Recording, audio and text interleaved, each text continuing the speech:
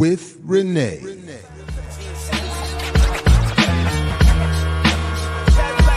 Yo. We wait all week and all day for more. Saturdays with Renee.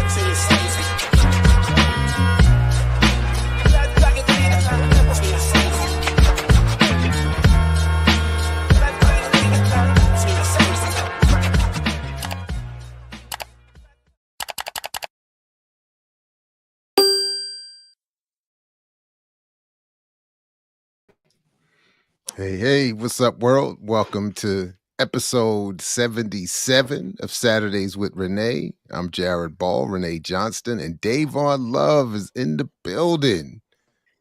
Hey, what's Director up, of Public Policy for Leaders of a Beautiful Struggle. We skipping all processes up in here. We skipping process. It was my fault. So this is what happened.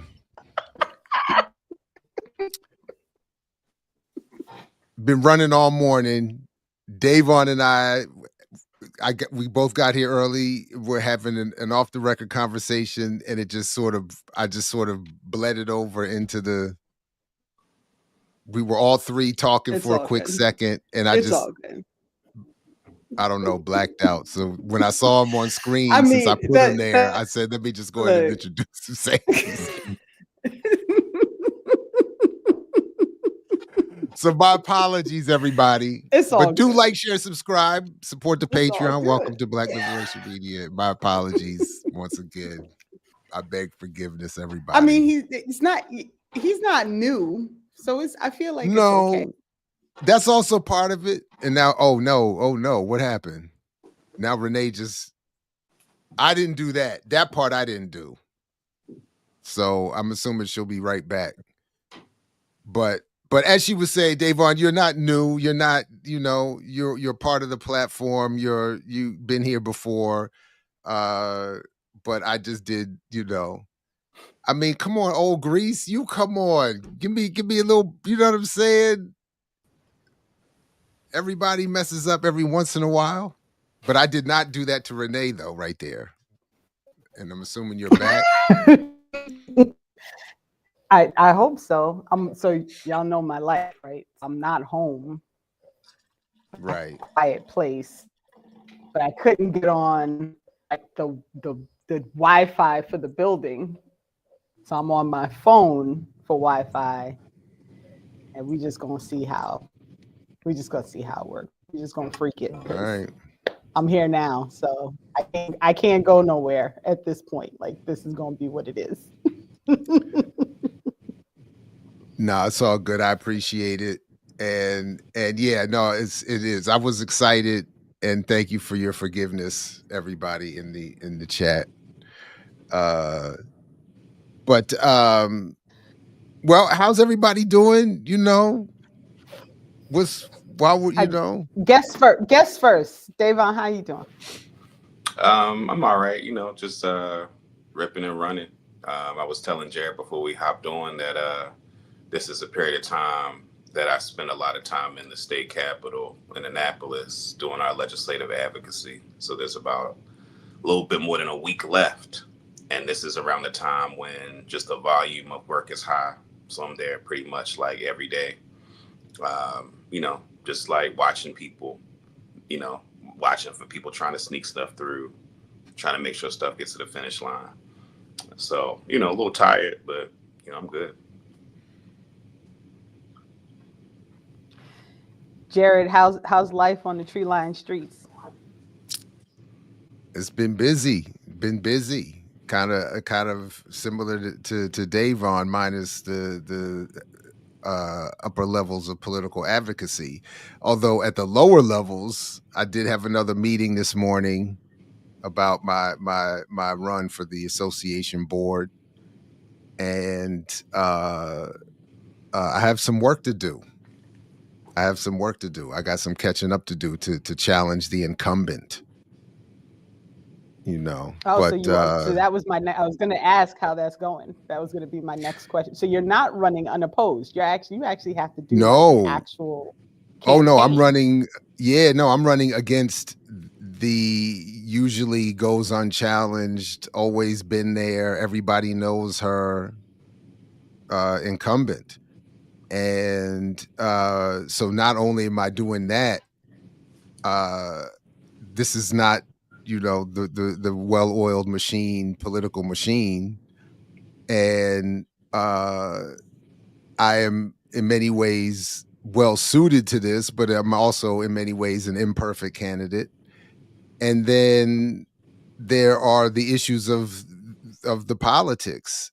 And what I'm interested in doing, especially after again, the more I learn, I'm just like, so I'm interested. My point is, I'm just going to be trying to point out to as many people as I can that that current representation doesn't represent properly and with the appropriate levels of advocacy the kinds of ideals that are supposed to be represented in this community or that are claimed in this community.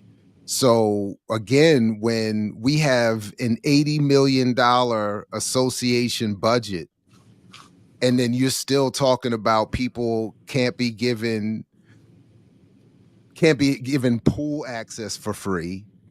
And then I'm saying they should have everything for free, like all the gyms, all the everything for free. I'm like, what's going on here? 80 million? Why? What's the problem?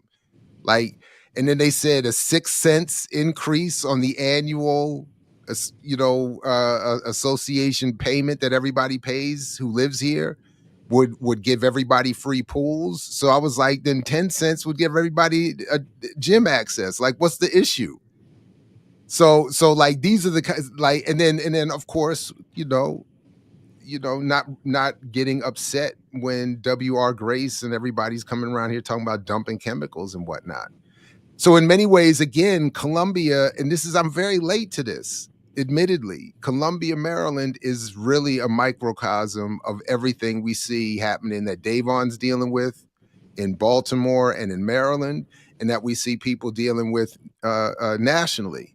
It's the people who are supposed to be representing people, who claim to be representing people, are not really interested in representing the interests of the people as much as they are in representing the handful that have all the money. And it's entirely whack. So on that alone, so that's it's a problem. And I'm actually upset. I had to cop to it at the meeting today. Like I don't know enough about my own community's politics. I've been more focused on other cities, on national, even international, and just other stuff. And right down the street it's just whack. And then to know that I grew up out down here suffering on the other end of this and all the whackness that I got, now I see why. And I'm like, so you are living, breathing, walking proof that policy 100% impacts the regular living material conditions of people within a community. All right, we done. Now, let's go. We shut it down. We're done. No, it is funny, but it is funny that when it comes up, when people who don't know you, when you have to alert them to what your actual politics are. So she said, like, it's always a moment where somebody says something, and I'm like, well, I'm like, I'm way over there to that issue. Like I'm, so like, it's going to be interesting. Let me tell you where I'm at with this. Well, because when they ask, like, so one of the questions I got is, well, what is it that what do you want to do with this? And I'm saying, I don't know yet. I'm trying to figure, and so my answer has been, I'm trying to find a material manifestation of my politics through this board run. And I don't know exactly what that means yet. But I'm letting you know, like I have, all of the, whatever you're accustomed to in terms of the left politics or liberal, whatever I'm way past that. So I'm just trying to figure out how to work any of that in. So that's why I'm starting with, there's this pool of money that y'all are sitting on, and we all contribute to it. And yet you got people making hundreds of thousands of dollars over here. You got 80 million floating around over here. And then you're still going to tell somebody they got to pay more or that they can't get into a pool. Yeah, that's right. And I didn't even know what was going on because I just don't know. I'm not, so I'm like, yeah. So you're right. Policy means something, and the way people engage needs to be different. And I also think there's some learning lessons in this. So Dayvon's here at like the perfect time, right? Because you are literally like the go-between for these things. And I'll say for, just for clarity's sake, like Dayvon was very helpful because last month you came on to an abolition call for me and talked about the work that you all did with regard to juvenile justice in Maryland. And it was very helpful. And in fact, very much guided our conversation when we met last week to talk about like, how are we going to engage in different places in New Jersey? And how are we going to engage with organizations that are now working on policy things versus working on the ground? And, what's the next step going to be? So I thank you again for coming, because that was really, it was important. Like, what I tell you, literally half of our call last week was, well, when the brother was on last week, he said, so it was very, very, very helpful. So thank you. So we're allowing you to guide this conversation today. So is there a specific place that you want to start, or what are you thinking? Okay, well, there were a couple of videos that I sent over that for me would be good starter points, frame of reference. So I guess I'll do this. I'll start with just kind of a general comment, and then maybe we can jump into the specifics of what I sent over.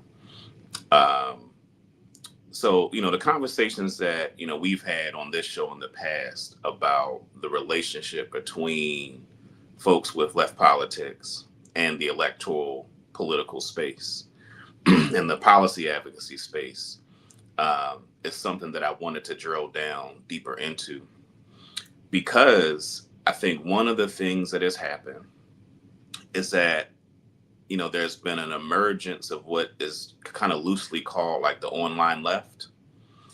And I think there's a way that the emergence of that concept and the emergence of that environment has had a negative impact on people's understanding of what it means to actually engage the larger political arena. And so what I mean by that is that, when I'm watching, I have to rely on a wide range of media in order to get a sense of what's going on. And in my interaction with all these different media platforms, I have a sense of what their limitations are, right? So that, and I'm sure, you two are no different in that regard, right? Like, you watch things, you know what the limitations are, you know what perspective and worldview they come from, and you use that to curate the information you need to do whatever work that you're doing.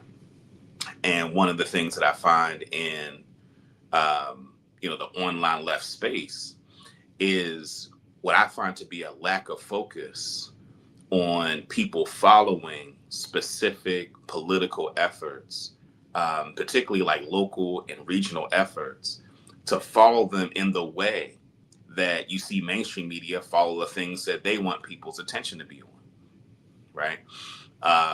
So you think about, for instance, the way that mainstream media obsessed over the Russia stuff, the Russiagate stuff, right? And even when there weren't things to report or weren't serious, things that were newsworthy, right? They followed it to the point where the consciousness of the people watching it, people felt like they knew something about Russia. They felt like they knew something about the relationship between that and Trump and the Congress and all that stuff. And so the one of the videos that I sent was an interview that Breonna Joy Gray did of Chris Hedges about a year or so ago, maybe a little more than that. And in that conversation, people who are familiar with Breonna Joy Gray's work, she's been very critical of members of the squad, right? Those members of Congress that are considered, the kind of most left flank.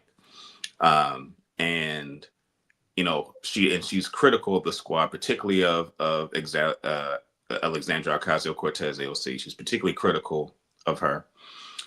And so a part of the nature of the conversation she was having with Chris Hedges was about how to hold folks like them accountable, people who claim to have leftist politics, how to hold them accountable. And she was expressing disappointment in, people like her, people like AOC and others, and not standing up and fighting the establishment in ways that reflect the values of many of the folks that support them. And to me, one of the most important things about that video was Chris Hedges' response, where I think a part of what he points to is that there's too much time spent on using like online platforms to influence elected officials, as opposed to the effort and energy needed to lift up those local movements that would be the basis of what it would take to hold those folks accountable anyway, right? So that's really like the kind of initial aspect of what I wanted to get to, which is really looking at like some people call it like, again, the online left. And that left is subjective in terms of who considers what leftist, but for me, it is important to raise this issue, because I think one of the challenges is that in terms of being able to advance particular political efforts for people to be connected, there are a handful of things that I see on the general online left, but in terms of the social movements that's necessary to the kind of media coverage that would be necessary to help push movements forward, I just feel like there's a challenge with it. And I thought that exchange with Breonna Joy Gray and Chris Hedges would be a good jumping off point. So that's kind of where I'll start. Did you have a clip or a section you wanted us to pull up? I do have them here. Was there I don't have it. I don't have it time marked. Okay. I don't have it time marked. Go ahead. I'm sorry. I just wanted to say, like, I thought one of the more, on top of what you're just now saying, and I'm glad that you explained that, because I watched it and I remember watching it when it first came out a couple of years back. And one of the things that he said that to me stood out was he was basically like, I just don't care what AOC is doing.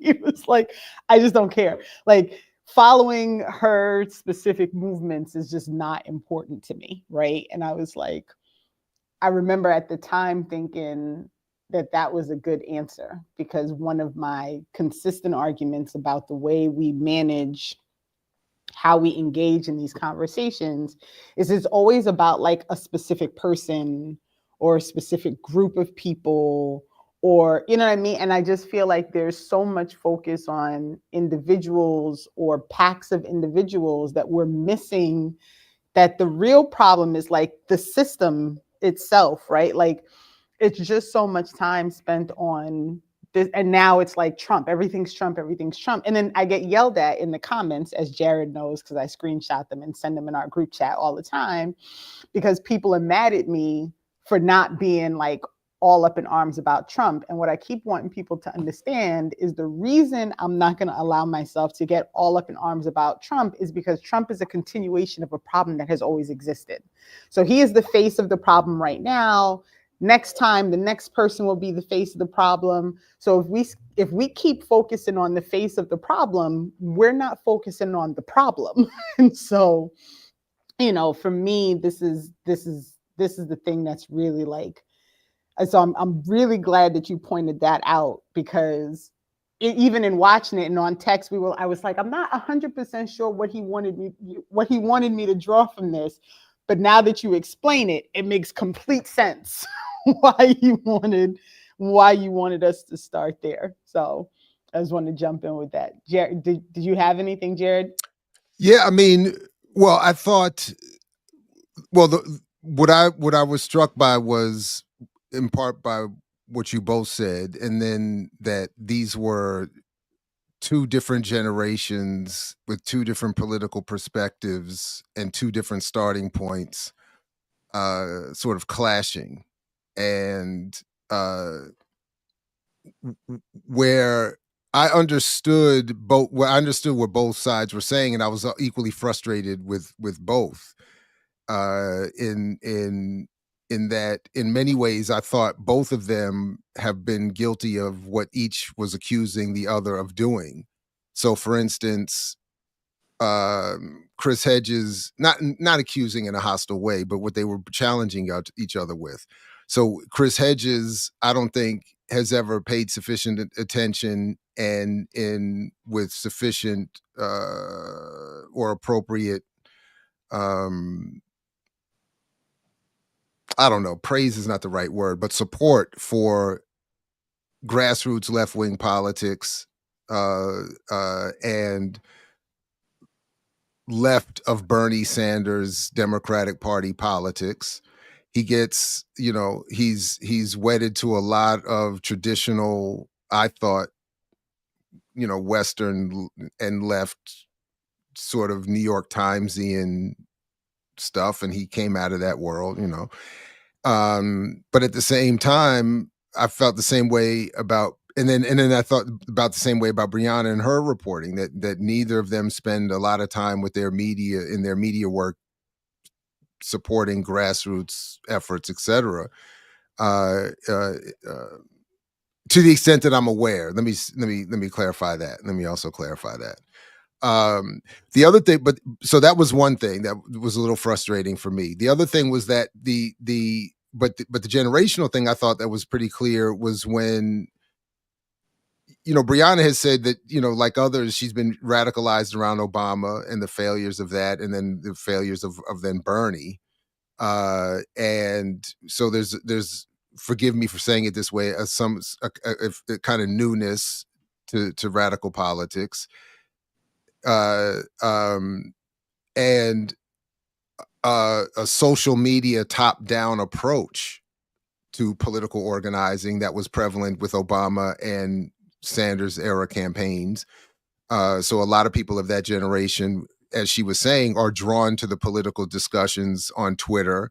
And she was talking about how many, the 11 million followers AOC has, and that's why it's important to pay attention to what she's saying and doing. And Chris Hedges is coming from a different era where, as I understand your point, Dayvon, and what is appealing to me, that the narrative is not driven from that, but the narrative is meant to be driven from the grassroots, from the so-called bottom up, which would in some ways produce a new narrative, but also shield and protect people from dominant and imposed narratives that are falsely projected and meant to negate the work that's being done on the ground. So it was to the extent I found it interesting, and I admit I didn't find, I struggled listening to it, but to the extent I found it interesting, that's where it was. The one thing that stood out to me, and I'll stop here, the one thing that really stood out to me that sort of jarred me out of the malaise I was in listening to this was when Brianna said, and this is honestly where I felt old and felt like, okay, this is the millennial stereotype. When she said to Chris Hedges, if the goal isn't to have this thing, it was a contradiction. So on the one hand, I heard the millennial, but on the other hand, I also heard Malcolm X. So, and that's where I felt a frustration with contradiction and frustration. Anyway, when she said, if the goal and the plan isn't to have us win like now, then I'm just gonna, dust off my law degree, go back to work and chill and make some money and chill. And Hedges is saying, in some ways, you have to struggle beyond what is even your life expectancy. That's what at least how I heard it. Like you have to have a longer, it can't be. But then again, as I said, I also heard the Malcolm X thing, like this is already past due. Like, what are we doing here? But the problem that holds me from that is that she's not representing those politics. So that's why I'm saying, like, you have this, let's do it now, but you have a very, let's take our time and build something politic, which is understandable. Anyway, let me just stop there. Those are some of the thoughts I had listening to this. Yeah. I mean, a couple of things that come to mind from what you said. I think, so the first thing is that I think one thing that I don't think there's enough conversation about is what are the tactics that are used by the establishment to destroy people who challenge it? Because I do think that there is a difference between a person who espouses certain politics but aren't actually a threat to anything versus those that do have a more radical or progressive politics that are in a position to be a threat. And I felt like one of the things that I think Chris Hedges did a good job of is explaining in more concrete terms than I'm used to hearing. Like folks really talk about like, what does it look like when the establishment actually sees you as a political threat and the kinds of things they do to destroy people. And I think that that is important because when we make assessments about people who are in elected office or people that are in these positions, it is one of those aspects, it's one of those considerations that I don't think is substantively engaged by a lot of folks when we talk about what it means to actually move things politically, right? So when I think about like people in elected office, for the most part, unless we have a political machine, we as in like Black people, build a political machine, right, that represents the aspirations of the masses of our people, and we put them in these seats, right? Until that is the case, as far as I'm concerned, with very few exceptions, all of these folks in elected office are instruments to a larger political objective. And our collective relationship to them should be about how do we make them do the things that we need them to do. And what I know is that based on what the establishment can do to folks who they see as a threat, I am considering that as to what is the actual limitations of what that person in that seat can do. And that's not a very satisfying set of considerations, I think, for people with radical and progressive politics. But it is a reality that we can't pretend is not a part of engaging the larger political terrain. And there's a human element to it. Like if people are honest with themselves, it's like people have mortgages, people got children, you know what I'm saying? Like there are things, you know, people got families, right? There are considerations that all of us are making in our own everyday lives that people in those positions are also taking into consideration.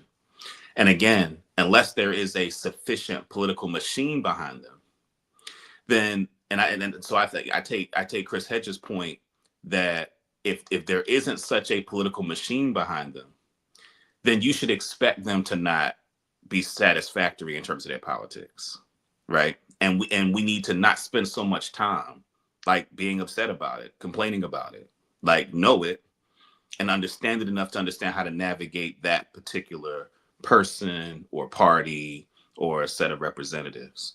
So that was the thing. So that's one of the things that I think as a part of that conversation. The other thing, Jared, to your point, and it actually, what you're describing, like how it was jarring to you, it was also jarring to me. To me, it was like, aha, the piece around, you know, if people aren't motivated, right? And because she felt like what Chris Hedges was saying about like what it actually takes to build a movement. And she was like, yeah, that's a lot of stuff. People don't want to do all that. And when she said that, what it made me think is that is the problem. Like that is the problem that I think, and she's not unique in this regard, right?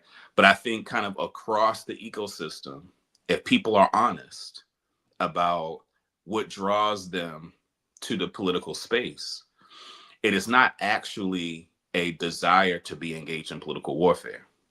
Because that's ultimately like, if you're doing this and you're serious, like if you're doing this and you're serious and you actually want to be a force for politics for Black people, then you're engaged in political warfare. That's what you sign up for if you're engaging the political landscape from the perspective of these politics. And so when she said that, the piece around, you know, it's depressing and we need to find ways so that people are motivated. What I say is that people who that is the basis for their motivation for engaging in politics, their utility is minimal, right? Because I can get more out of folks that maybe don't have a big platform, right? But they're deep in community, right? Folks know them, right? And that has a particular impact on the landscape.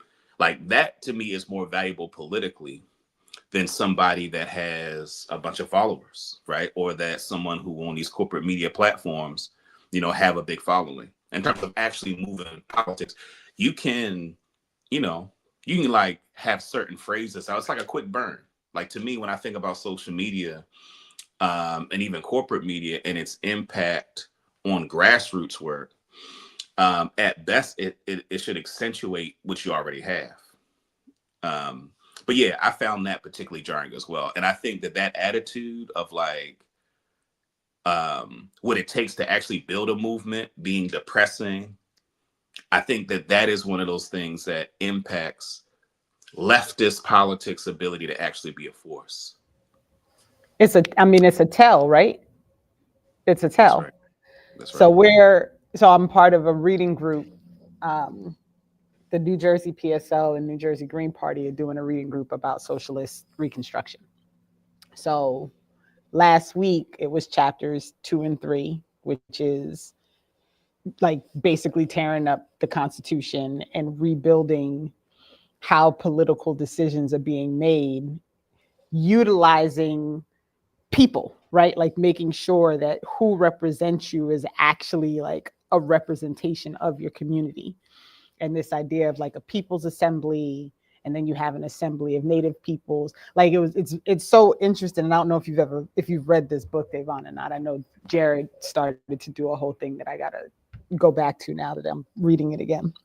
But it's funny because part of our conversation was about trying to engage people, right? And how do you get people involved, and how do you encourage people to participate and to be party to these things, because it is a stressful, like it's not fun, right? Like it's really not, like it's not that fun. And the wins can be far and few in between. And sometimes a win doesn't feel like a win, even when it's actually a win, right? Like there are all these things.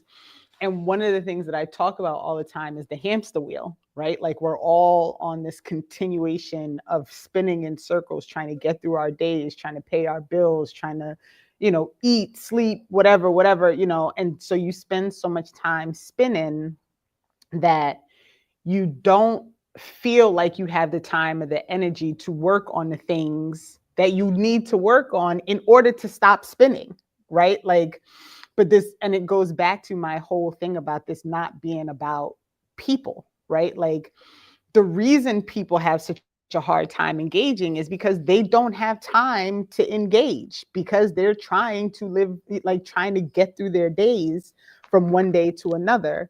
And then by the time you turn around, like asking somebody to read something or watch something or come join this reading group, like it can be a lot to ask of people, because it can be daunting.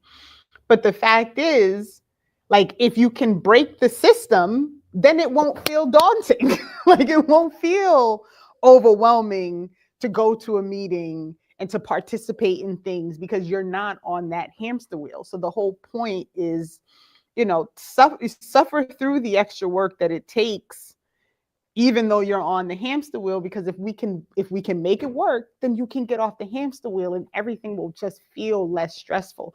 Like it's a big thing that I think people have a really hard time dealing with, and it's because they're so stressed out by the day-to-day, like trying to get through your day thing.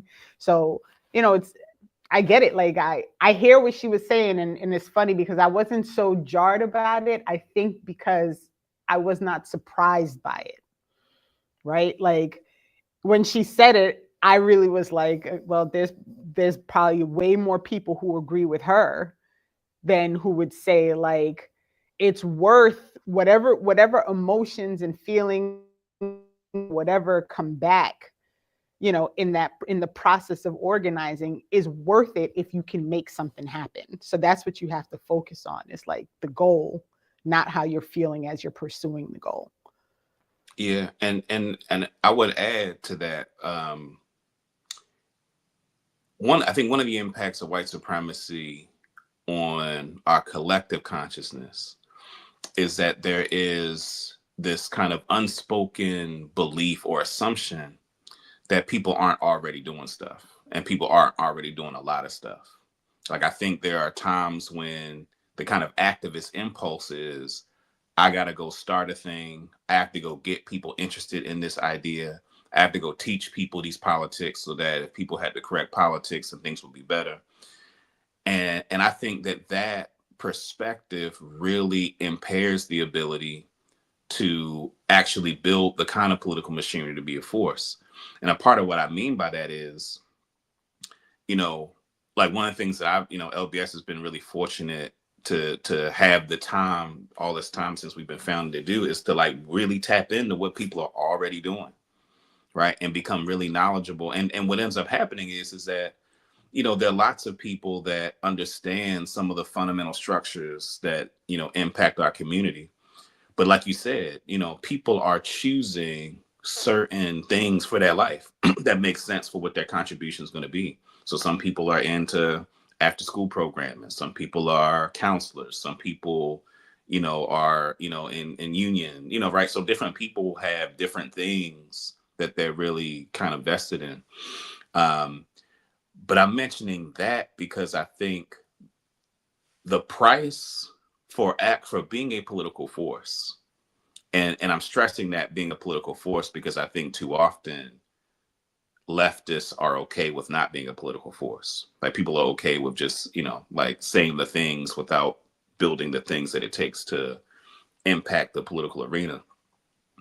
But I think that the price for me to be a person who is taken seriously, I think, you know, in a political sense, I think the price is, how tapped in are you to the things that people are already doing to fight some of these battles? And I think that when that's your frame, right, then the relationship to the work is a lot different, right? Because I'm not trying to fix all the problems, right? I'm tapped in to the people who are working on specific things, and then I can focus on my lane, right? In terms of like the political organizing, the policy advocacy, like engaging the larger political structure.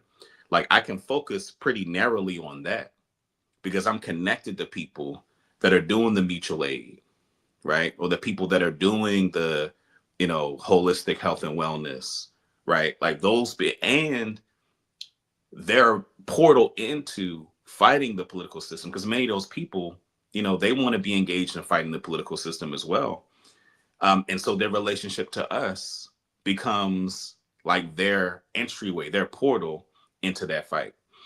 And so relating that then to the conversation, this goes back to what I was saying before about needing to be more conversation, again, using this Brown, Joy Gray, Chris Hedges conversation that I sent you all. And again, I think Chris Hedges' point, which is like, now I think to Jared's point, I don't find Chris Hedges to be someone that's plugged in to many of the things that I would say need more attention, right? So I think that, you know, so I agree with Jared on that. I think the point being made, though, which is that there needs to be more attention to the work that people are doing so that can help build the political machinery needed so that these politics can be more represented in the actual political landscape. You know, and I think that's how you deal with the fact, Renee, like you said, like that's how you deal with the fact that it's hard and people got a lot of stuff they got to do. And I guess the other thing I also say to that too is, I mentioned before, like people got mortgages and families and kids. And I think there are ways that those conversations about that people don't include that in a part of the political conversation.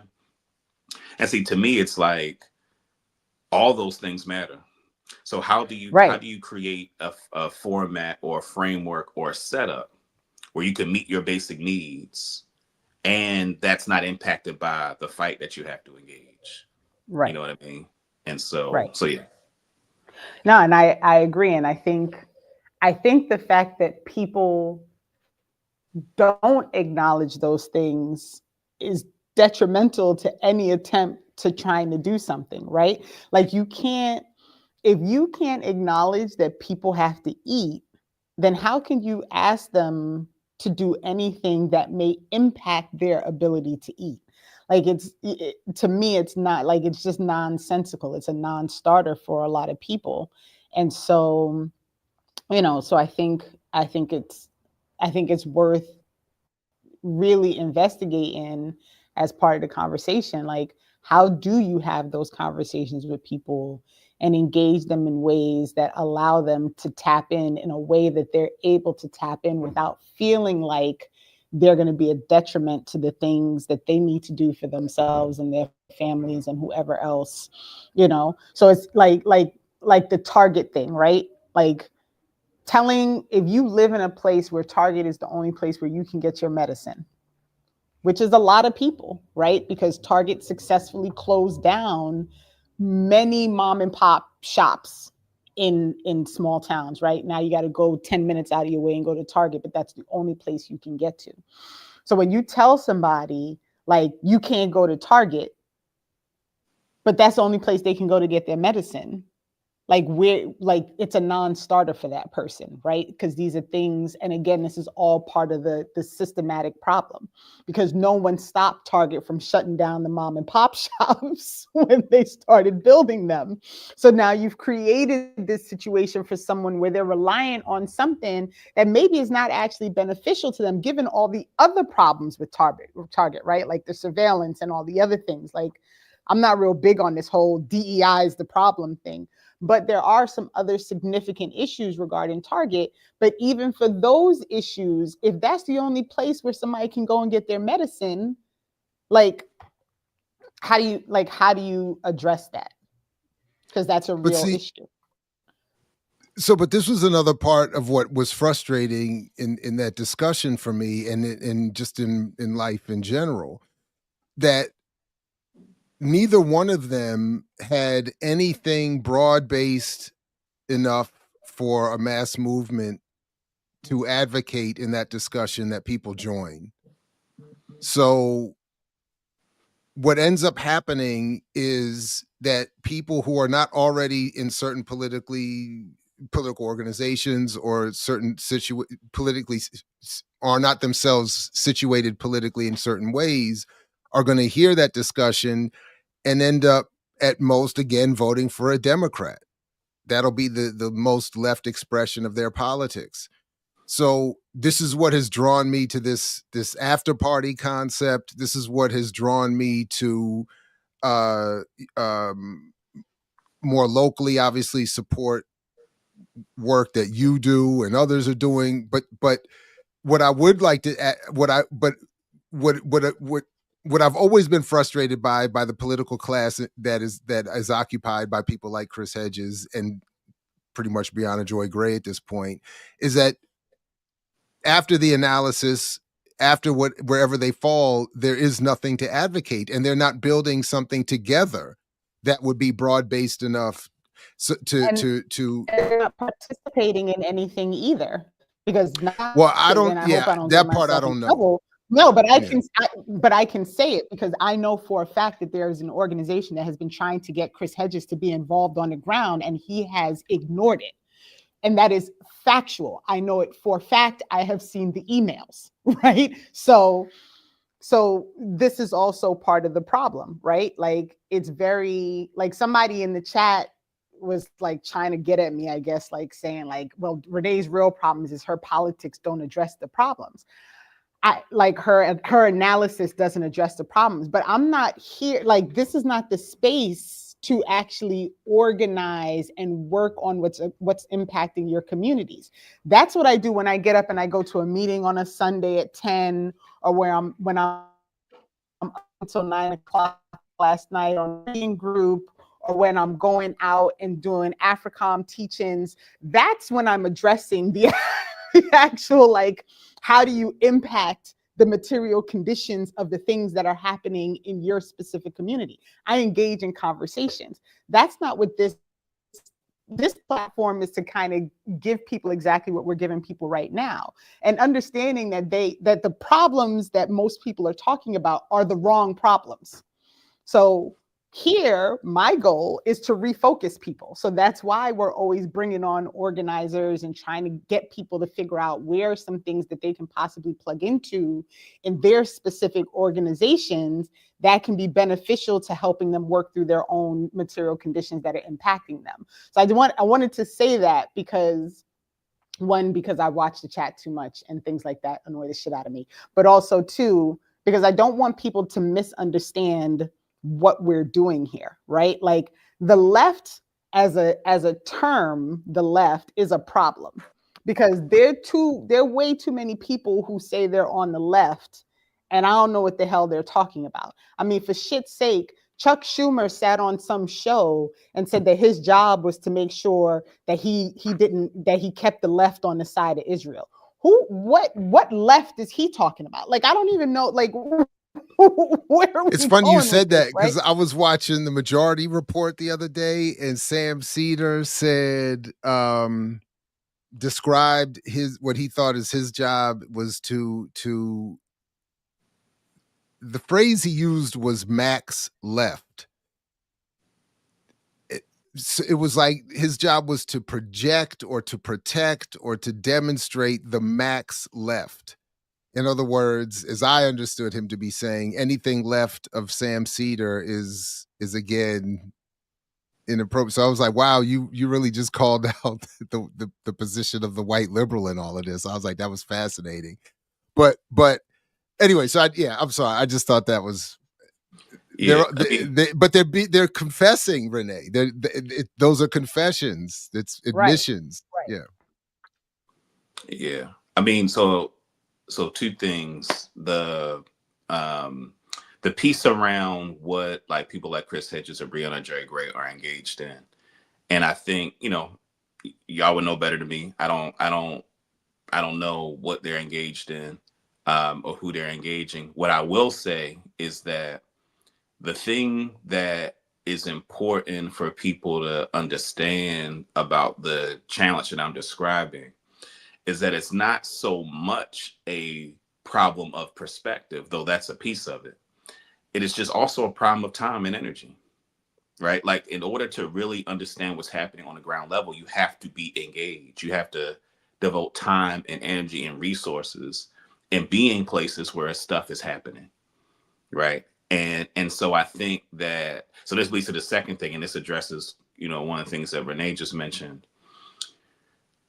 I have at this stage, there are certain kinds of conversations that I'll have with certain people and not others, right?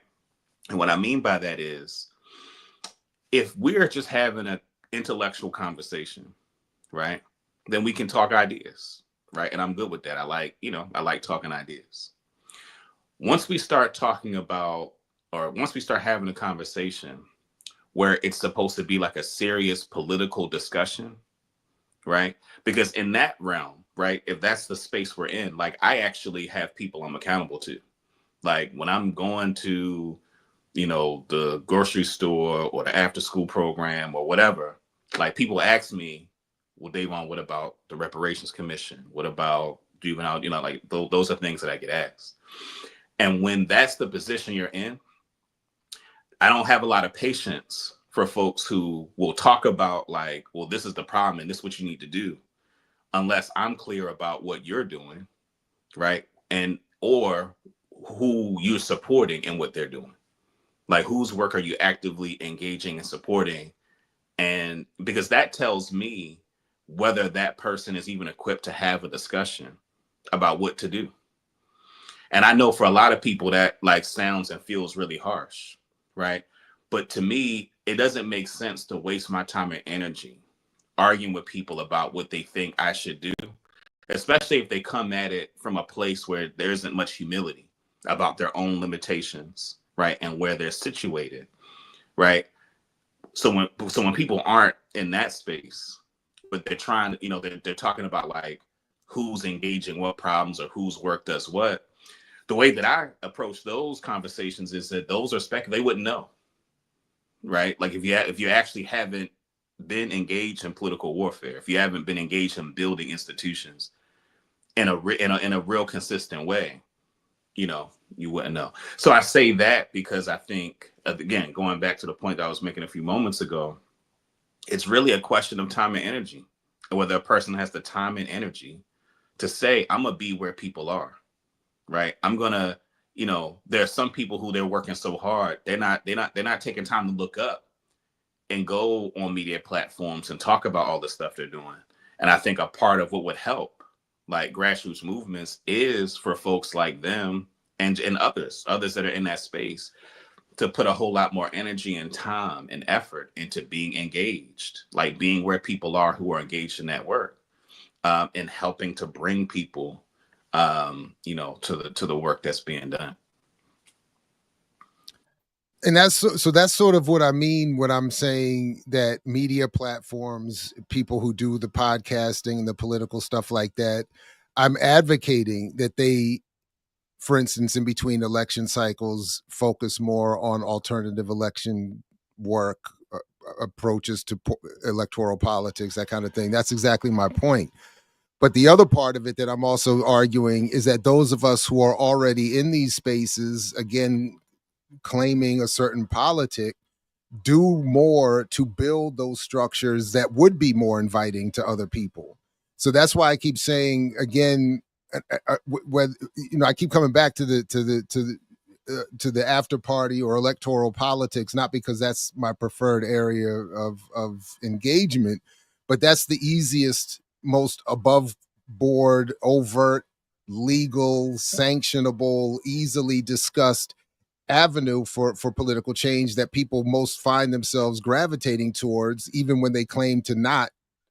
And especially if they want to outreach to people beyond their political circles, that's where people end up having. So that's why I keep advocating that we find a way to collaborate to build that, or journalistically to build collaboratives that would use our platforms to be in conversation more consistently with the folks doing the work you're talking about, so that we can have something more to say and advocate when we're in the Breonna Chris Hedges type of conversations, which most of us end up having with a lot of the people in our lives and our social and political circles anyway.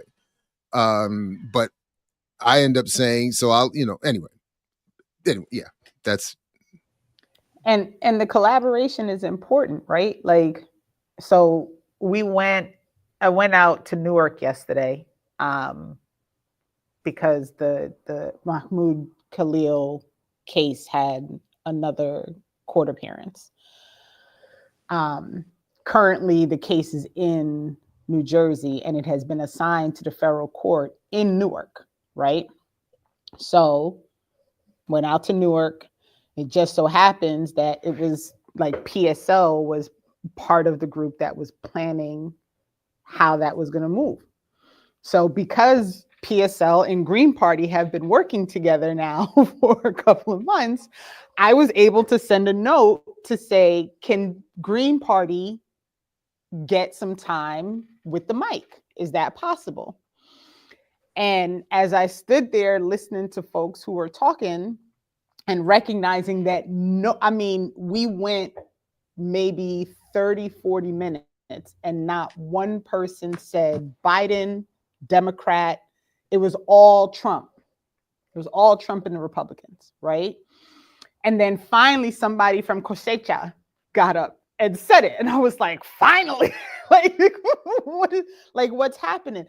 And then I looked around and had to remind myself that sometimes, if your organization that's reliant on certain types of grants and things, you're going to move very differently in these public spaces, because you can't afford to get yourself in that type of I guess like pin or whatever, however you want to name it, right?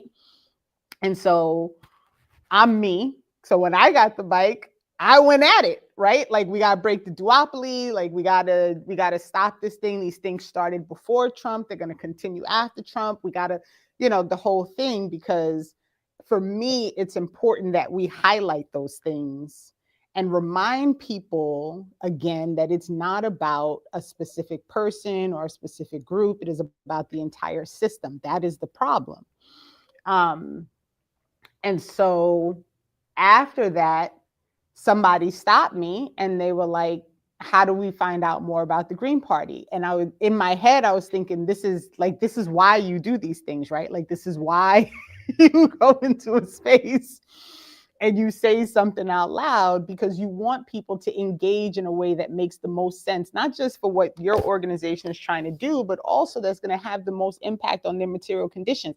And if you keep convincing people over and over again that the problem is Trump or the Republicans, and it's just this specific thing at this specific time, it completely misses all the problems that existed before and the problems that would exist had Harris won. Because I feel like people are also missing, like, things were not going to be honky dory and everybody's like great and skipping and dancing on rainbows if Kamala Harris had won the presidency. So, I say all of that really to just point out, like, that collaboration is really important. And for me, like, I reached out to somebody who's the New Jersey Socialist Party rep the other day, because I was like, look, there was whatever happened in the past. None of those people are part of Green Party New Jersey anymore. Can we start scheduling means to have a conversation? Because what I'd like to see happen, like, the state Senate races are going to happen this year in New Jersey. So it's going to be very hard to kind of manage it now. But next year, we got a whole other set of bullshit coming, right? When Congress rolls over. And what I would really like to see happen is that people who are, if let's say Socialist Party runs a candidate in whatever district, we should not be running a candidate in that district, right? Like, we should not be in conflict. We should be like, if they have somebody, let's step back, let them run whoever they're running, and let's focus on a place where there is nobody who's actually going to be representing the people. So that's my goal, and I've talked about it multiple times, is to try and erase all of these conflicts that have been happening in between groups that actually are in the end fighting for the same thing. And maybe if we're not competing with each other, we have a chance, right, of somebody getting in a seat who might actually do something different. Yeah, and the part that you said about being at that event where there was a lot of people focusing on Trump and the Republicans, and then saying what you said about the duopoly and all of that, to me, that's a really good example of what I think people with left politics need to do more of, which is engaging elements of our community who politically are not where we are, right, but are open enough to have us in those spaces, and for us to do the work of advancing our position in community with people who, again, may not necessarily be where we are politically, right, and using some of the mechanisms that currently exist right now as a way to advance more radical politics within the limitations that we have currently. And I think one of the challenges that I think we have, and I've said this on previous shows, when I'm in certain community spaces, I don't often see a lot of folks that espouse the politics that we espouse, right? We talk very openly, very publicly about being revolutionary Pan-African nationalists, right? That's something we say openly all the time, right? And no one's confused about that. There's no mistake about that. And when I look around, and there are some other progressive forces that are present, particularly in some of our statewide work, in the legislature and stuff like that. But when I'm just regular neighborhood level, Black community spaces, I don't often see organizations with radical Black political perspectives represented in those spaces. And it's one of those things that I think comes as a result sometimes of folks feeling like engaging the current political system means that you have to endorse it or be complicit with it, right?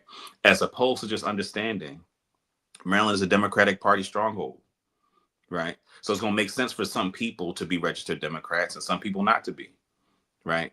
It's going to require that people engage, people in elected office, right? It's going to require that there's certain kinds of places that you got to be because you know that's where folks are going to be, right? So I'm just saying all that to say that, like, to what you said, Renee, about like going to that function and having people who have different politics, but being present and representing your politics, I think is something that is important.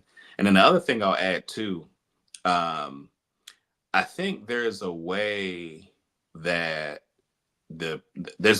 Donald Trump provides an opportunity to help people understand the duopoly in a very unique way.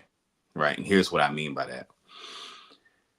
I think that what the Democratic Party generally has said they're going to do is tack to the center. Right. They see the election results of last year as, you know, they're blaming the progressive wing of the Democratic Party. So they're tacking to the middle.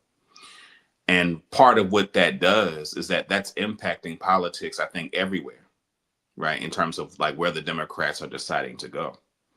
So even in terms of like the work that I'm doing, for instance, on criminal juvenile justice, right, there is a way, you know, we've talked about this on this platform, the societal narratives of inherent criminality, right, notions of Black people being inherently violent, and those driving much of the levers that make it so that in Maryland, while we're 30% of the population, 72% of those who are incarcerated, right? And in this Democratic Party bastion, right?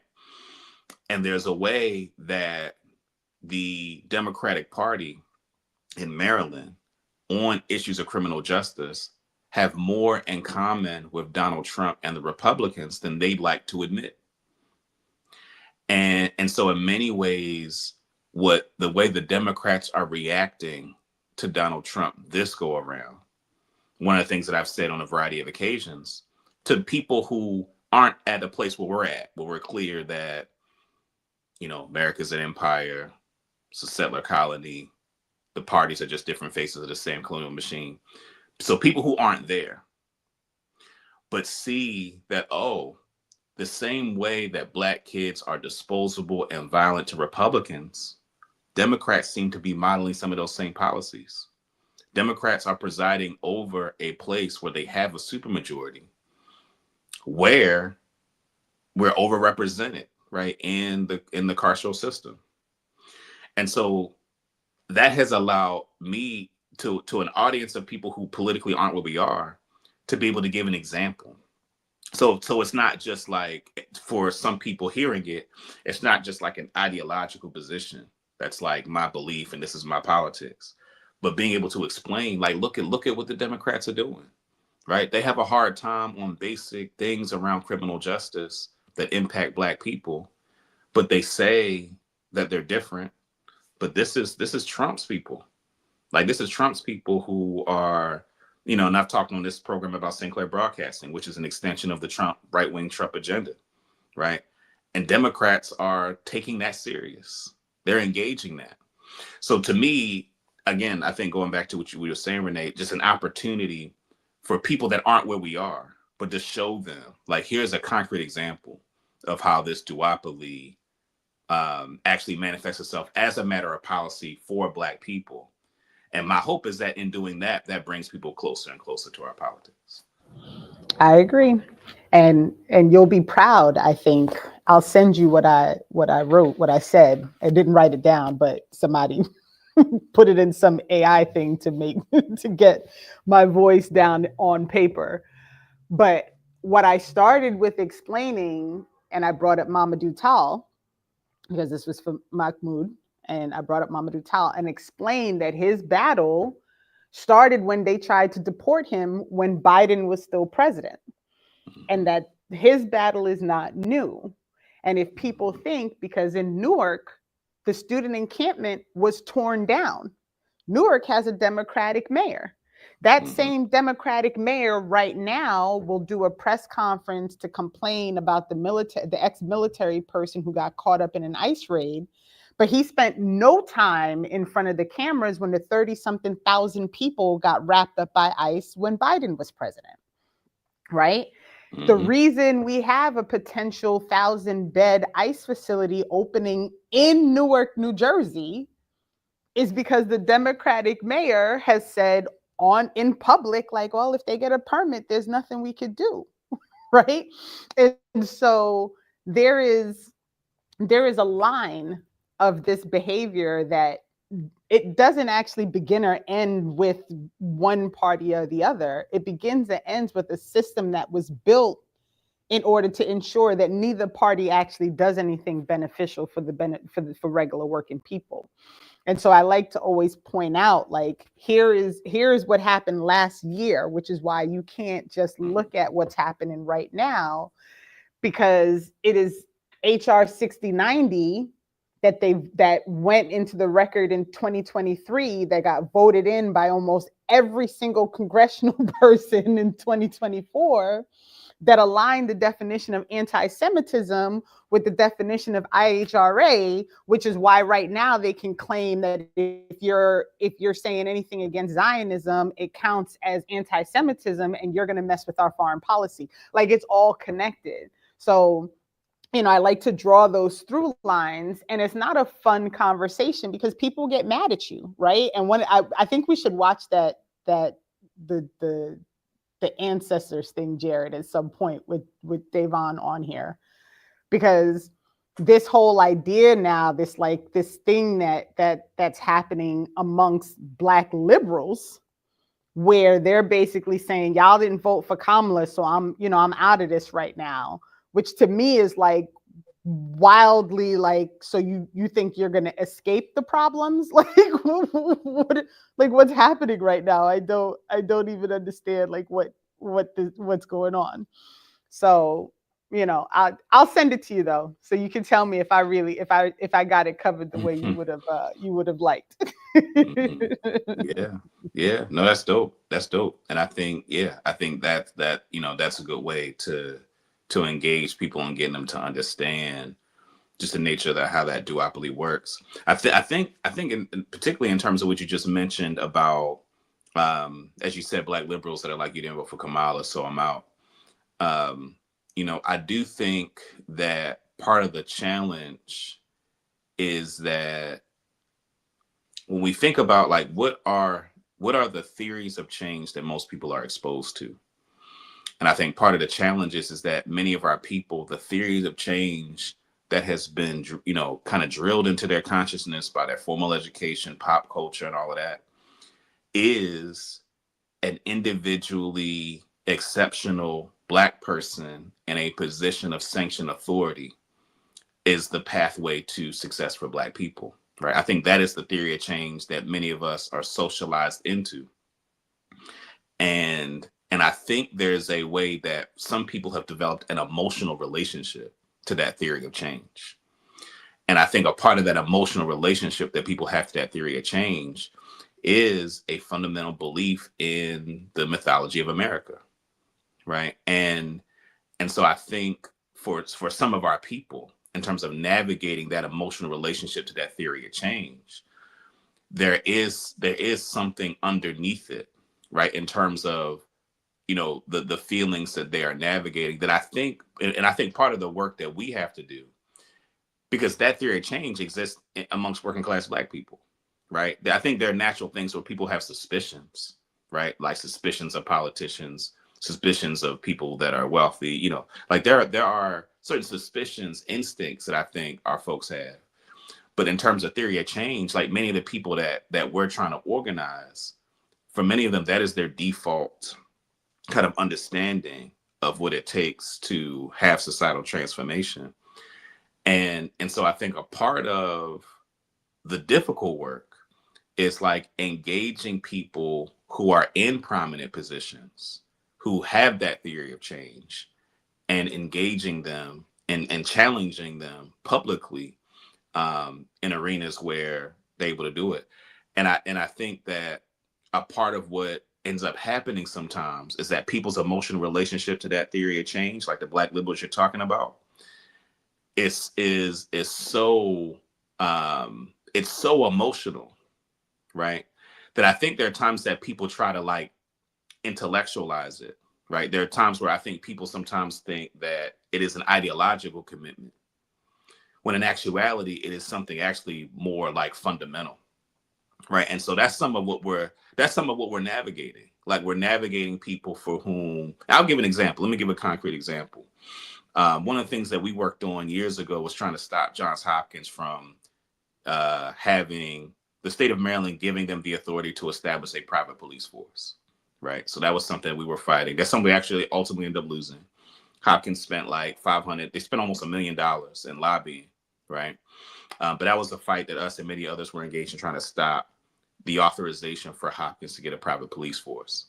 And one of the things that Hopkins did was they reached out to Black alumni, right? And they reached out to Black alumni, particularly Black alumni from Baltimore, to be its supporters, right? So there was a joint hearing where, there were us and a few other organizations and many of the Black students on one side, and then some of the Black elders who were brought in to be supporters of the Johns Hopkins police force.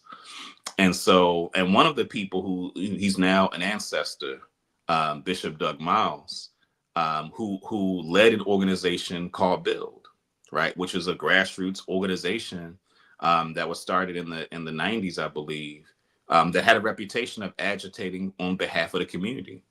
But they were tapped to be supportive of this Johns Hopkins police force. And so in my conversation with Bishop Miles and others, one of the things that I was very clear about, that I know that they would never admit, right? They would never say it in any other context, that for them, they felt like doing this for Hopkins gives them leverage to be able to do other important things for the community. So for them, they saw it as a sacrifice that they were making in order to advance other work. And part of the issue is that for them, that's the only way that they felt like they understood how to make change, right? Now to me, that's not an excuse, right? Like, to me, it's still the incorrect position to take, right? Still a harmful position to take. But what I'm clear about is that it wasn't ideological, right? It wasn't a thing where it's like, I believe in, law enforcement and the carceral system. Like, that wasn't the basis of it. It is that they, because of their conditioning, because of the narratives that they've internalized about how social change happens, it is their belief that that's how you make it happen. So I think the job that we have is to demonstrate how to make stuff happen that doesn't require that theory of change, right? Like, we have to show people, like, what does it look like to do things that actually have a real material impact on our community that does not require that approach, because in some ways that's what the liberals have on us. Like, what the liberals have is, now the system is rigged in their favor, but what the liberals have are things they can point to, and they can say, yeah, this is how we were able to get this building built, right? This is how we were able to establish that program. They're able to point to those things. And I think that instead of, I think, sometimes being so bent on arguing the ideological point, when in many cases, I don't actually think that's the challenge.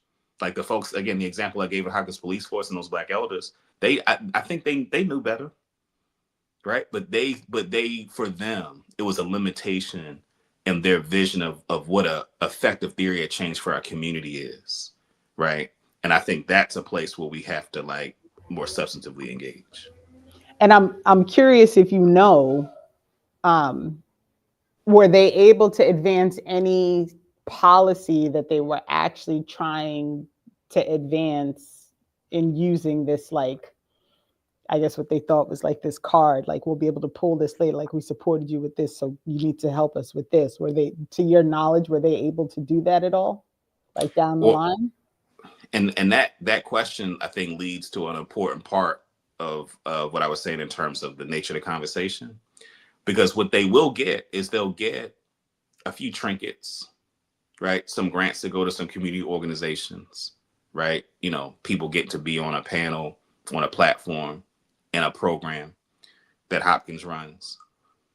Ultimately, though, in terms of power, right? Hopkins is never going to do anything that would undermine its hegemony and power, right? It's never going to be a force to upend the system of white supremacy in Baltimore, right? And so I think that the answer to your question is whatever they were able to get, it certainly wasn't worth the position they took. And I would say ultimately, I mean, I've talked to people since then who expressed regret that the organization took the stance it took, right? So I think a part of the lesson is to kind of explain to people that had that theory of change, and it's part of my frustration. Y'all have heard me talk about this on this show, I'm sure, where people will come in and say, Dayvon, I'm on the black stuff you on, but I'm gonna chill. I'm gonna be, clandestine about it. And then once I get in the seat, I'm gonna be super black on the stuff that you on, and I'm gonna be, and what I say to them is like, how you get in is how you're gonna be when you're there, right? Like that's just how that works. But again, it just goes again to that people have internalized the theory of change, but that's all they know, and again, to your question, ultimately what we get from that is almost nothing, right? It's usually something enough that a person will brag about it, right? But in the grand scheme of things, it is nothing. It is so insignificant that it does help make our point. Like it makes our point that theory of change, its ceiling is low.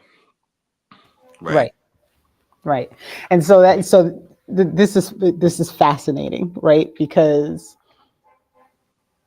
that to me is really, there's a fire truck going by. Sorry, y'all. This is the real core of the problem, is this consistent struggle.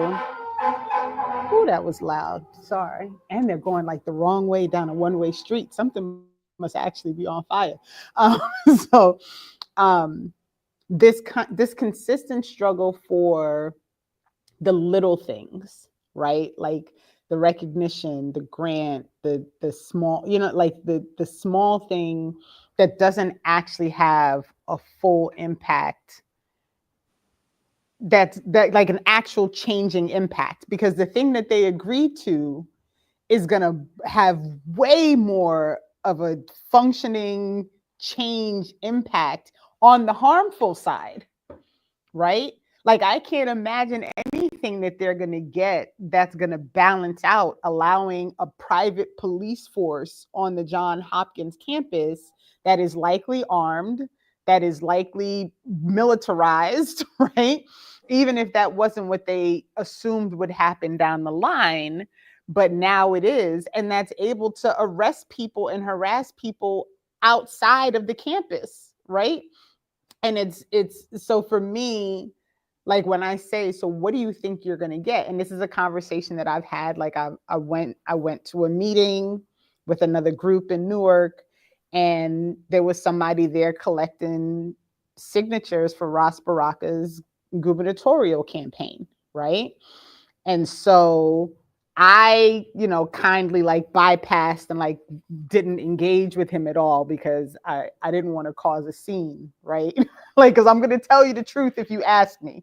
So my thought was, let me not even engage in this situation, because this is not my meeting. This is not my space, like, right? But I know the person who is running the meeting.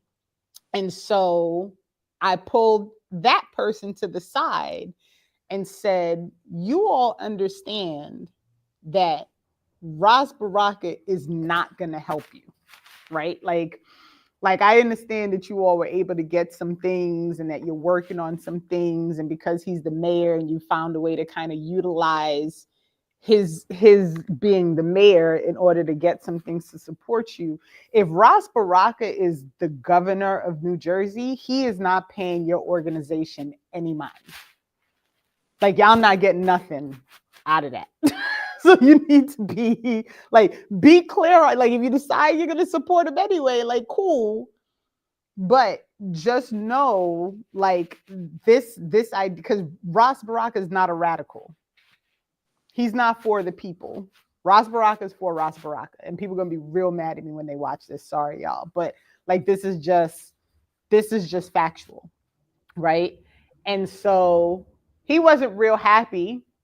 And he was like, well, I just don't, well, what else should we do? Because, who else is running for governor? And I was like, okay, well, there's a Green Party person running for governor. And he was like, well, can he win? And I was like, I don't know if he can win, but you're going to get the same thing whether you vote for him and support him and his policies and politics that are actually going to do something beneficial for the people. You're going to get the same thing if he doesn't win, then you're going to get out of Ras Baraka winning, which is nothing. So you might as well go with the person who has the right policy, right? Now, whether that conversation is going to work or whatever, I don't know, but it was worth having in that moment, because I didn't want to engage with the poor brother who's just trying to do his, like, I'm collecting signatures, but it was worth saying something to the person who was running the meeting and pulling him aside and saying that, which I did. So yeah, and I think to that point, like, one of the things that is important to recognize is that there are some people who we might like and think do good work, who might benefit from that. And for me, the posture for that is let them do that. Because the more pressure that we can put on the Democratic Party outside of it, right, it creates more opportunities for the people who choose to play on the inside, right? And for people who are doing good work, it provides more opportunity for them to do what they're doing, right? So I think what you're saying is important, where it's like, you explain to the brother the kind of the political difference. And so what I'm adding to that is, like, and also knowing that certain groups are going to get something, right? And that if the work we do on the outside is to press the establishment, then that can also be beneficial for the handful of people that's going to get something, right? And so I think that's also an important part of the strategy as well. I agree. Yeah. I agree. So you sent 2 videos, and I don't know why all of a sudden I just blanked. The other one was. So yeah, the other one was it was a video of, the Republicans are in control of Congress. Yes. Yep. Go ahead. And so it was a criticism, particularly of Chicago and the mayor, Brandon Johnson. And so that's simply a video where the Republicans are essentially, that cities are run by Democrats, they're run, quote, they run poorly, illegal immigration, crime, and all of that. Those are the things that get projected onto it. And one of the reasons why just that is an additional frame of reference for the conversation, and it goes along with what we've already been talking about, which is there are certain things that I think, like, those of us who have politics that are radical or leftist, there's certain political conversations that, again, may not fit into our ideological perspective, but are important for us to pay attention to, for us to achieve our ultimate political objectives. So part of what I mean by that, so we currently have one of the impacts of the Trump administration, and one of their kind of strategic points of attack is going after cities, right? Because cities are heavily Democratic Party strongholds, and many cities are run by Black folks. And so there is a way that the Republicans are characterizing how poorly cities are run and characterizing the conditions that exist in cities. And the underlying rationale is an attack on Black leadership, like Black political leadership. So this is a place where it actually gets pretty complicated, right? And there's actually this book written by Derek Musgrove. Why is the name? I'm blanking on the name. I'm sure someone in the chat will figure it out. But it's a book about the harassment of Black elected officials. And he actually was the next door neighbor to Clarence Mitchell III in Baltimore City. And Clarence Mitchell III actually asked him to do his scholarly research on the attacks on Black elected officials. And so he actually gave a talk a few weeks ago about his book. Rumor, Repression, and Racial Politics. That's the book. Okay, that's the wrong one. My bad. Yeah. So it's that one. and it's I highly recommend it. And so in the talk that he gave, one of the things that he says is that Black people are in a tricky position because there is evidence of a majority white political mainstream using the criminal justice system and other forms of harassment against Black elected officials, right? So it's like, that is true. What is also true is that there are many of our Black elected officials that use their position for their own interest and not in the interest of the community, right? So it puts us in a very tricky position, right? Because, theoretically, these Black elected officials are supposed to represent our interest. We know that there are increased desires to attack them politically, right? And sometimes it's true, right? So it puts us in a very complicated situation. And so when that video that I put in there where they're criticizing Chicago, now whatever one thinks of Brandon Johnson, right? Brandon Johnson is probably to the left of anybody that's been mayor of that city, right? And some of the policies that Brandon Johnson has been pushing for, much of the coalitions that support him have pushed for, are things around like more economic redistributive policies, right? More work around less reliance on law enforcement, more reliance on community-based organizations for violence prevention. Like those, that's a direction that, Brandon Johnson is generally going, right? That is certainly like left of the political mainstream. And so for me, a part of the conversation about like how to engage that, like how to engage a situation where there's an attack on a political figure that doesn't entirely match our politics, but the attack has implications on things that do matter for our politics.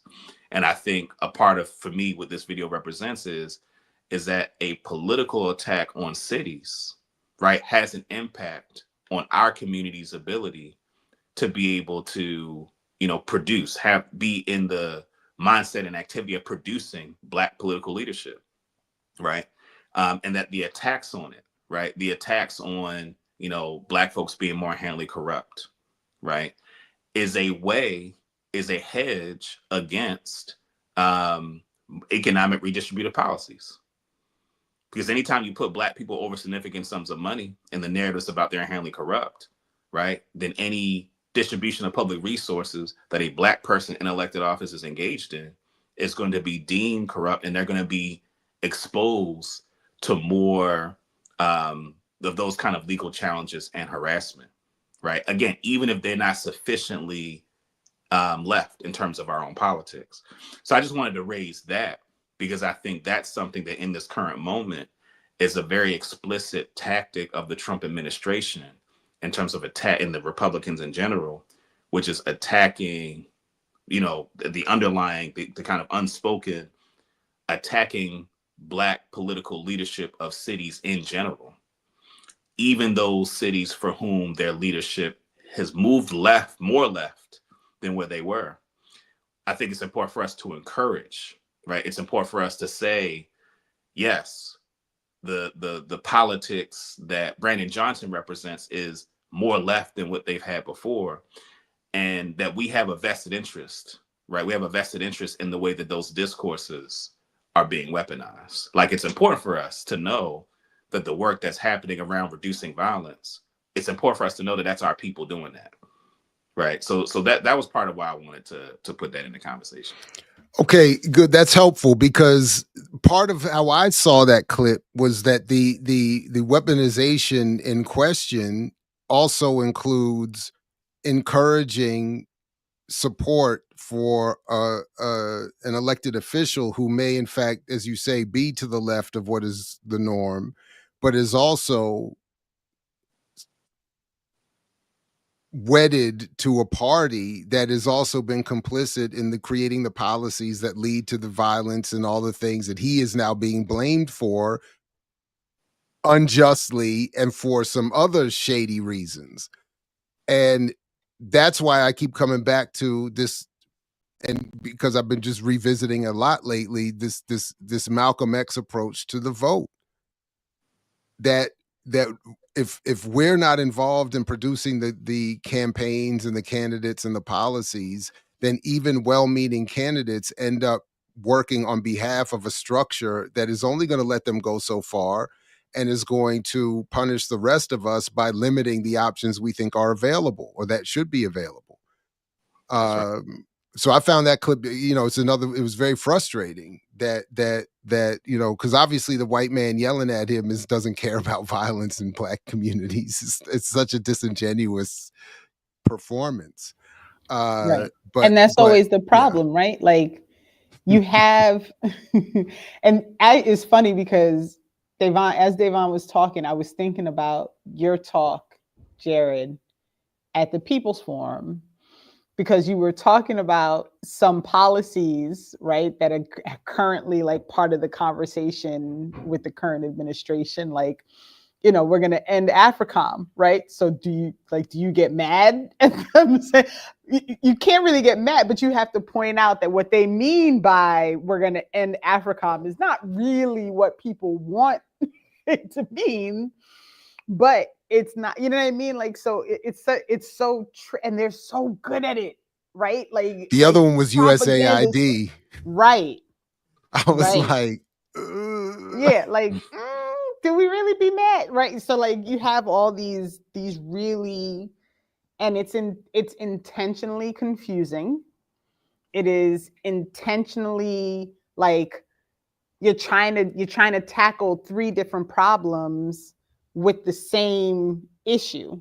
And it's so difficult to navigate for most people. And it's intentional why it's so difficult. You know what I'm saying? Like it's intentional. So if you don't mind, because I want to make sure we get to it before you get off. So Jared, what I dropped, oh, I forgot the clip. That's why you're asking that question. Ha ha ha. So I was like, what you mean? So in the private chat, we're all gonna have to suffer through this just very quickly because I feel like this is so representative of like one of these major issues when dealing with meeting people where they are and the work that is being done to really and truly like just throw people in the wrong direction. So this is the new trend apparent. I don't know how TikTok works. I feel like if you just click on it, you can play it.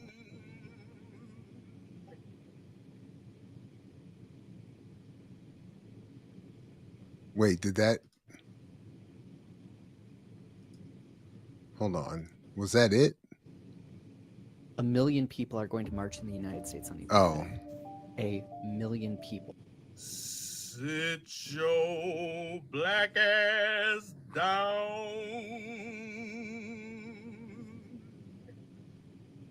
1 million people are going.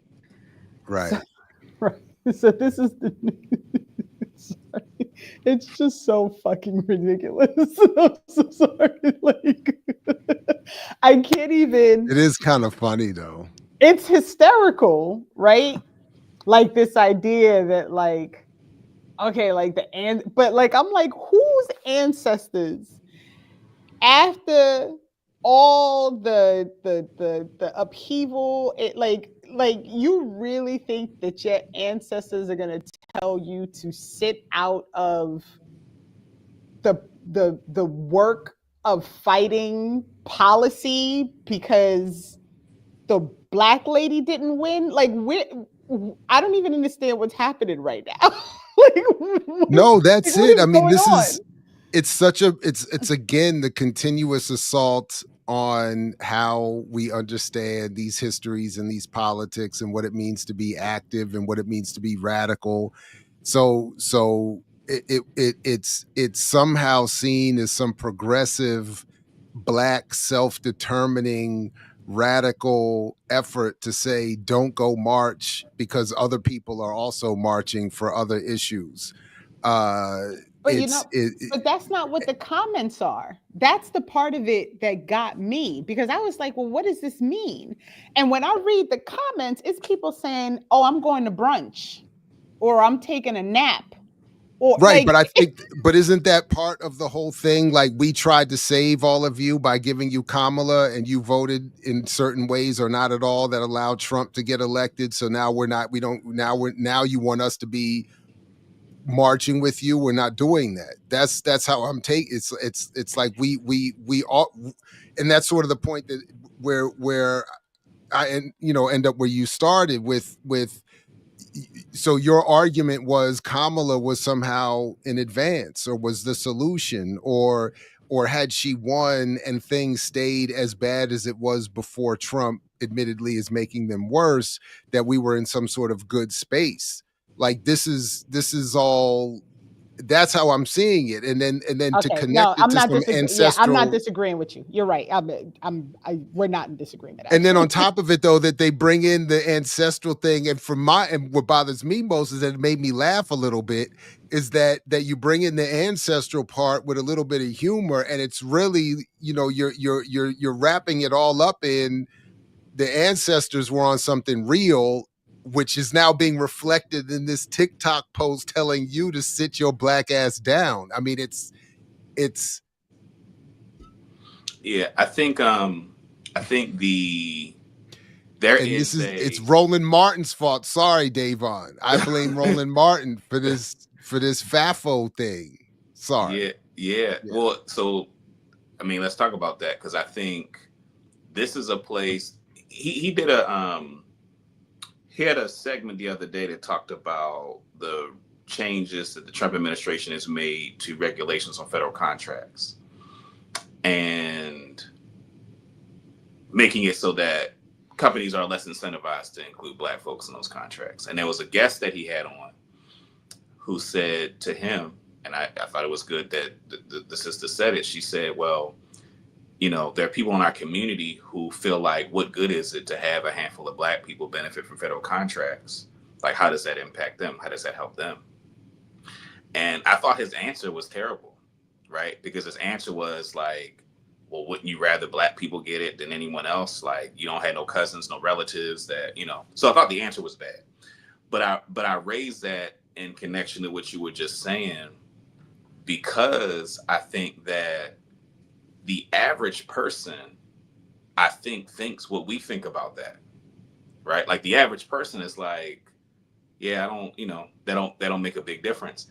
Now, I think part of the challenge sometimes, though, is that there are ways that those kinds of policies can be helpful to our community collectively, right? Like, there are ways that, for instance, policies that incorporate more Black folks into federal contracts, there are ways that actually could be helpful in terms of distribution of resources.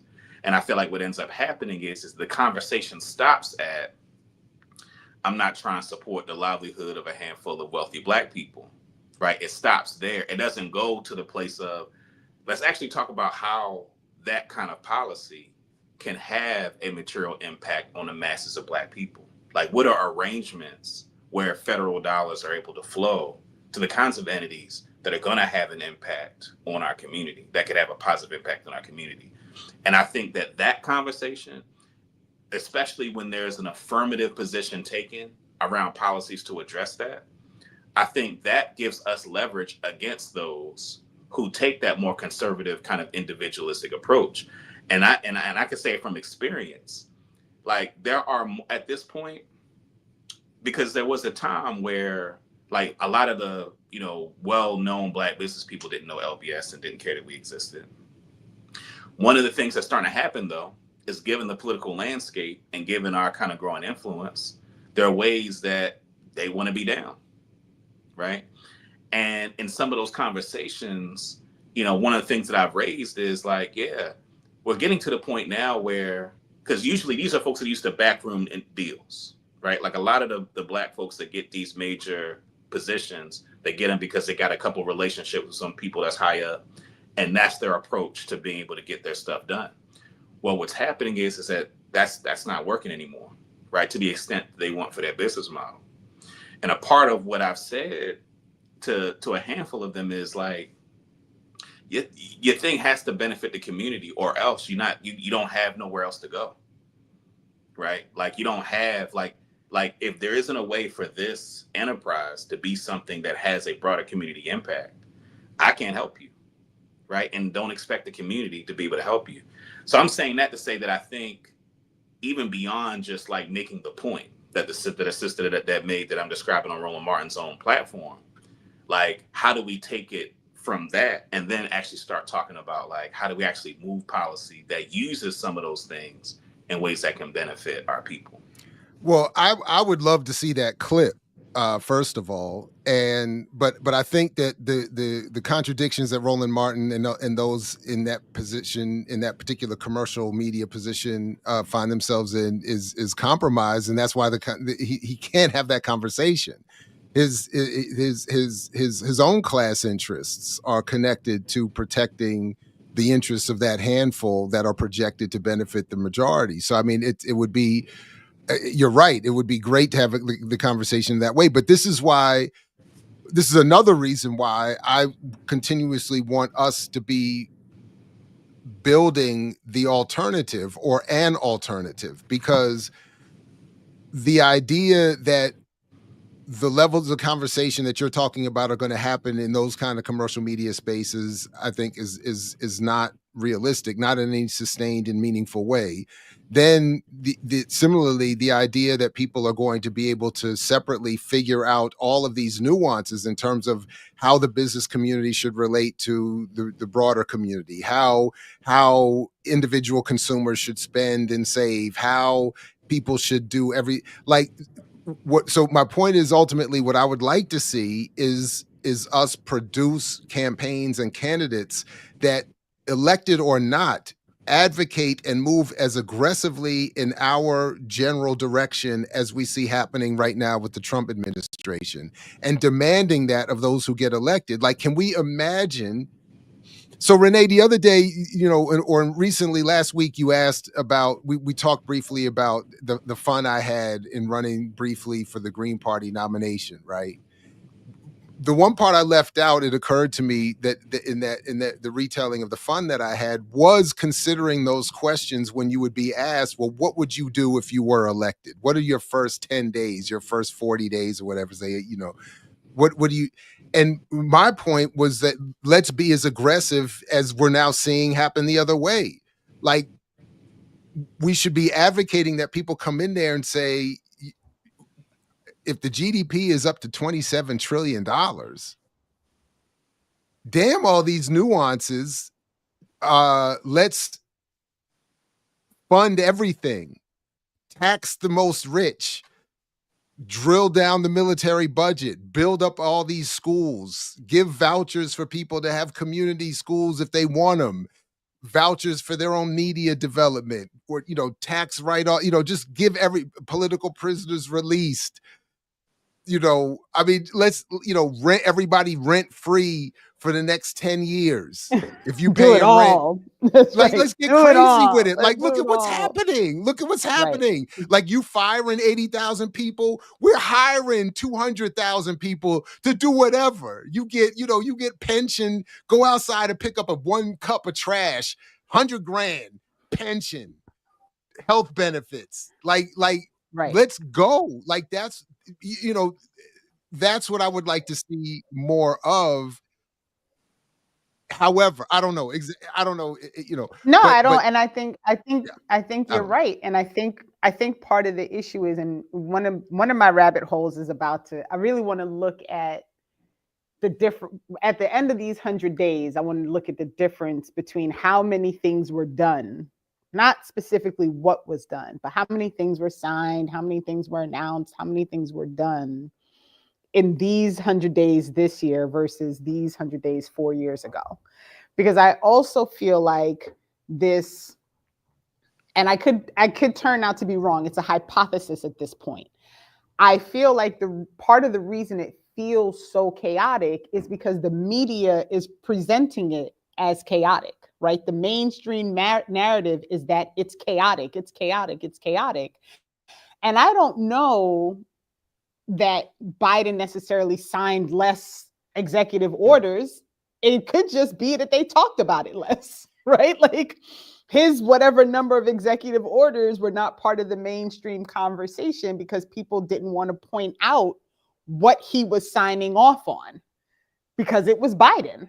Now, again, it's a hypothesis. I haven't looked at it at all. I could be wrong. It could turn out that he did much less in his first 100 days. I just don't know. And I'm curious about that as a matter of like just functioning. Like, do things feel chaotic because they're being presented as chaotic versus it's always chaotic. It's just not always presented as chaotic. Am I making sense? I think there's some truth to what you're saying. I will say from, it depends on certain perspective. Like if you're a government worker getting those Doge emails every week that they send tactically Friday evenings, sometimes Saturday mornings, talking about, basically prepare for some Monday collapse or crisis. It is, my point would be, I'll grant folks this argument that Trump is worse. And I'll even grant, because I'll admit I'm feeling it. I'll just say that. Let me just speak selfishly. I'm feeling it as worse. But my thing is, I'll grant that it's worse. Let's just say it is worse. Fine. But the reason it's worse is, to my last point, is that all the times we elected this other party, they didn't do a damn thing in the most aggressive ways for the people they claim to represent that would make this effort not possible or moot or never to have taken place. I mean, again, if Obama had come in with the whole world supporting him and the House and the Senate and started doing all the things that he claimed he was going to do, or gave his own sort of reverse dog whistles saying he was going to do, there would be no Trump. That's my point. That was always my point. And not just mine, any real progressives' point has always been, if the Democrats do what they're supposed to do, the Republicans don't stand a chance. They don't have the numbers. They're the rich white party. They're reactionary. But if the Democrats actually, if Obama did EFCO, the EFCA, Employee Free Choice Amendment, and said, let's get more people unionized, if they raise the federal minimum wage, like, he could have just said, like, again, get aggressive in the other direction, like you said, like, get crazy with it. Like, we're coming in, we're everybody's getting health care, everybody's getting more money, because I got the whole world support. My man, they already gave you the Peace Prize in advance. They literally said, we're giving you the Nobel Peace Prize in the hope you will earn it. You already got it. It's like, my guy, if you were at all real, if that party was at all serious, none of so my point is, you may be right, Renee, but I'm also willing to grant, look, especially if you're in certain positions or families or in certain positions, like this ICE stuff feels crazier. A little bit crazier, even though I know Obama was deporting everybody. So, but I'm just saying. But not just Obama. Biden broke the record in 2024. He broke the record for deportations, right? And so for me, and again, it's not me trying to say and be dismissive that it feels worse for people, because I'm sure it does feel worse for people. I'm not questioning that at all. But what I want people to understand is that is an individualistic point of view. It feels worse for you specifically, right? It feels worse for your family specifically. It may feel worse for people within your community specifically, but is it actually worse for the majority of people? I don't know that it is, because the majority of people who could not pay their rent in the last 4 years probably still can't pay their fucking rent. No, the majority again, of people who were houseless still is house. The majority of people incarcerated still incarcerated. No, you're right. Like, the federal government workers are relatively a small percentage of the population. So all of this bluster and that doesn't is make really it right. Yeah. Like, No. Right. And I'm not trying to say it's okay. And I'm not dismissing it. And I'm not saying like it's unimportant that people have lost the means to support their families. I recognize all of that. However, we went through a whole span of time where people were losing their jobs left, right, and center, and it was under Democrats. It's just and I think that for me is the frustrating thing, is not because people push back all, they're like, oh, you're just acting like things aren't worse. I'm not saying that for people things aren't worse. Of course, for people things are worse right now, because it feels so crazy, but it is a feeling, and it is an individual feeling, right? Like that's the problem. And so people will push back again with individual things, like Brittany's saying, like not submitting to court orders is also crazy. Okay, I concede that. Like, it's crazy for somebody to be like, we're just going to ignore the court order. But it's also crazy for you to go into the homes of Black organizers, take their computers, charge them with international crimes, because Black people don't know that racism exists in this country unless the Russians tell us that. Like, that shit's fucking crazy, right? Or It's bomb other people's crazy. kids in other Right. countries. Like, these things are crazy. So why is it that this particular situation of him ignoring a court order is crazier than what happened to the Uhuru movement? Like, why is it No, you understand but what this I'm is saying? what I'm saying. But what I'm just trying to give voice to is to say that anybody who has any of the feelings that I mentioned a moment ago, or that maybe Brittany is referencing, that the point is swing in the correct direction. So it's to say that when if I feel like it's getting worse, recognize that it's getting worse not because this guy is doing something, but because you all didn't do something. So to that exact example, why aren't we electing people that force a situation where a court is stepping in to say, no, you can't give all of them health care. You can't give all of them more jobs and more federal contracts and more money and more housing. In other words, I want, as much as again, as I'm feeling or whatever, or others might be feeling or whatever, I want to give voice to your exact point and say, don't have that retreat you into it's And Trump creating that right something there, new. It's that because is the they problem. didn't create something new. Because that's what's going to come. And I'm sorry, Dayvon, 1 second, because I want you to respond. People are still misunderstanding what I'm saying. I'm not saying that what's happening is a feeling. It's happening. So obviously it's not a feeling that this thing is happening. I am saying the response to what's happening is because what's happening feels worse to people. That I'm talking about how people respond to the things that are being put forward. I'm not saying that people aren't getting fired, that people aren't potentially losing their health care, that people aren't losing their resources. But what I'm saying is this is not a new process of these things happening. So it is the response to these things that are happening that I think needs to be questioned. But go ahead, Dayvon. I'm sorry. Yeah, so just a couple things. One, I think it's important in terms of how we frame the relationship between Black people and the Democratic Party, is that it is political hostage taking, where we are reliant or dependent on a wide range of things that Democrats promise us, right, that put us in a precarious situation. What is happening currently with the Trump administration is that there are significant cuts to the public sector, of which many working class Black people are relying on. Black people really have a variety of different classes, but Black folks in general are more reliant on the public sector. And that the Republicans are clear that there's an informal alliance between elements of the public sector and the Democratic Party.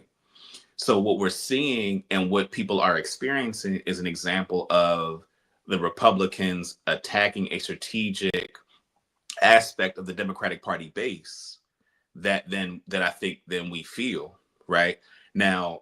But that's a matter of the Democrats holding us politically hostage, given the duopoly. I think the other thing that I will also say to what you were saying, Jared, about the affirmative version of what Democrats could do. And this is a place where, again, this isn't like a super satisfying thing, but I think it's essential. All of the major policies that you mentioned require a level of operational and institutional infrastructure to carry them out properly. And that is the position that we're in currently, that like, if we were to establish a program that would hire 200,000 people, right? The question is, do we have sufficient institutional containers that would be able to be operational in a way that would benefit our community. And one of the challenges that we currently have is that many of the containers that do exist that would hire people in the, you know, in the way that you describe, or even many of the institutions that provide healthcare, right, do them in ways that are harmful to our community. So there is work that needs to be done in building the infrastructure so that when we're advocating for those policies, that we're advocating for investments in the institutions to carry them out in ways like, even if you think about like this at moments when there's disaster, you think about like when the pandemic happened, all the food shortages, all the food banks and shit that got all the money to give us all this processed unhealthy food, as opposed to like building alternative food systems, right, where we own and control them, which is more complex, right, less interesting, right, less immediate in terms of its impact, but over the long term is something that's going to sustain us. And so I wanted to mention that because I agree with you in principle, Jared, but I think there's a way that, like, even hearing you say it, like, I'm thinking about like all the operational things I know that would need to be in place to do all those things. And this space needs to be having a conversation about what it takes to build it. There's a brother named Rashid Aziz. He has a building in West North Avenue here in Baltimore. And they it's a manufacturing plant where they make apparel, like they make clothes. His competitors is Herman's, which has a bunch of, you know, a lot of that stuff that comes from India, right? He's building, and he ultimately wants it to be a worker-owned co-op, but he's building a manufacturing base with the purpose of making it so that more of the stuff that we buy, that the clothes that we wear, are things that go back into the community, right? And the struggle that he's had to put into just keeping that afloat. And he's just making clothes, right? He's just making clothes and hiring young people to make clothes, right? And the struggle that he's had to fight in order just to keep that afloat. So I'm just saying that to say, like, all the things that we need as a community, we have to have conversations about what to build so that when we're in a position where we can press the Democrats, whoever, to do those things, it can actually be operational. I understand that. My only real point is the level of advocacy that we should be putting behind whoever we're voting for. That was really my only point. That yeah, I'm confident the details can be worked out, and I get the point. Yeah, I fully understand. But that's it. That's it. I do like that yeah. point. I like that point that you raised, though, because that's also, you know, this conversation about abolition that I have all the time with people about, well, what do you do about when things actually happen? And I have to remind people that you can't like snapping a finger and removing all of the things that are considered like, you know, like law enforcement or policing right now cannot happen because we don't have any of the resources or supports a community needs put in place in order for people to feel comfortable in their communities often, right? Which is why, you know, why people always move into these like, well, we can't get rid of the cops thing because you're not living in a place or space where you can imagine being safe without being able to call someone when you don't feel safe. Like, it's just not, like, we're not built for that yet. But I guess what I'm really, but I guess the only thing I'm really hesitant, and I know I don't want to get into, we don't have to get into a whole thing, is that organizations and movements are not failing because they are over resourced. So that's all really my point is, though. Like, I get we don't have everything, infrastructure, this, that, and the third, but if the advocacy at the point of political representation is all the resources of the country go to solve all of the problems of inequality and violence and all this other, you know, then I'm sure the solutions would be worked out, and whatever the brother you're talking about is facing could be worked out. Yeah. No, that makes you know, sense. that's my point. And I just want somebody to get to the point where they're so aggressively trying to solve that problem that opposition has to try to file federal court orders to stop somebody from freeing all the political prisoners and giving everybody jobs, and let it be a federal court order that says you've over-resourced us, and we're failing at the point because we're not, you know, using all We of these got too much. resources properly. And then, you know, and then again, because I mean, there is literally, particularly in terms of this country, and the more I keep peeking at this MMT stuff, there's literally an endless amount that this country could do. Now, if we want to get into a conversation about this country stop abusing and exploiting other countries and drawing down this overall resource, that's another conversation. But but where this country is and what it's claimed, like, let's get crazy with it. Like, if that's all I'm saying. That's it. But you're right. You're right. You're right. You're right. But the MMT thing, I actually know somebody who goes around and does presentations on this MMT thing. Maybe I should reach out to him, because I mean, at some point I'm gonna reach out to what's her name? I want to say Skelton, something like that. What's her name? Whose book I've been slowly reading off the record for a minute. Gotcha. Okay. All right. It's very good. It's a very good explanation, and it's like, you know, like, it's a non-revolutionary approach to making this country as it's currently constructed way better. Stephanie Kelton. Yes, thank you. That's exactly it. Thank you very much. And then, by the way, also in terms of building this stuff, that's another good reason to read Socialist Reconstruction, even if you are not a socialist. Because they've got ideas. It's a very practical, good. That's what I'm saying, and that's the kind of thing I want to see somebody advocate. Set up a department that's going to stop focusing on debt and start focusing on redistribution. Like you all will figure it out. If I give you a bunch of hundreds of thousands of dollars of salary and some health care and some assistants and interns, I bet you could figure out how to redistribute money in a way that everybody is whole and the country doesn't collapse. I bet you could do it. I bet it could happen. Facts. I bet.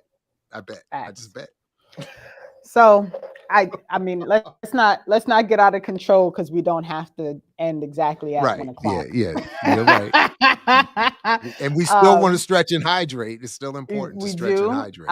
And next week we will be welcoming Angela Walker. I'm very excited that she's going to join us. And she'll also join with one of the co-chairs from the Black Caucus of the Green Party. And we're going to talk about some things with her and Felina. And I'm really excited to have that conversation next week. Folks in New Jersey, if you can join us next Saturday, also in person in Jackson, New Jersey at the library. The Green Party State Convention is on Saturday, a week from today. We'll get started at check-in starts at 9:30. There is going to be an online option if folks want to watch. And I think Sundays isn't doing Sundays anymore, right? Like, he switched to doing the Thursdays at 11 now. Is that what he said at the last meeting? What?